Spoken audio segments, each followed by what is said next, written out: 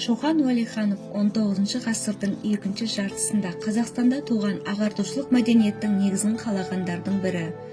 Оның еңбектері туған өлкесі мен шығыс елінің тарихы, материалдық және рухани байлығына деген терең сүйіспеншілігі, табиғаты мен географиясын мұқият зерделеуі, бай мұрасын теріп жүріп, қағазға түсіріп, ғылыми айналымға енгізуімен, көрген білгенін шебер баяндау стилімен аса құнды.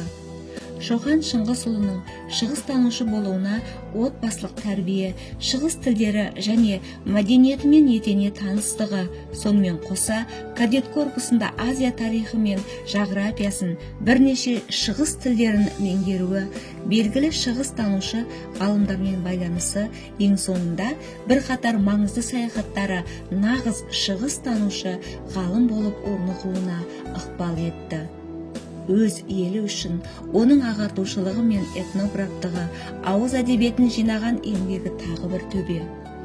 Қамшының сабындай аз ғана ғұмырында мол мұра қалдырған Шоқанды қай қырынан да жан-жақты терең зерттей түсу, аша түсу бүгінгі және кейінгі ұрпақтың ең қасиетті міндеттерінің бірі болып қала бермек.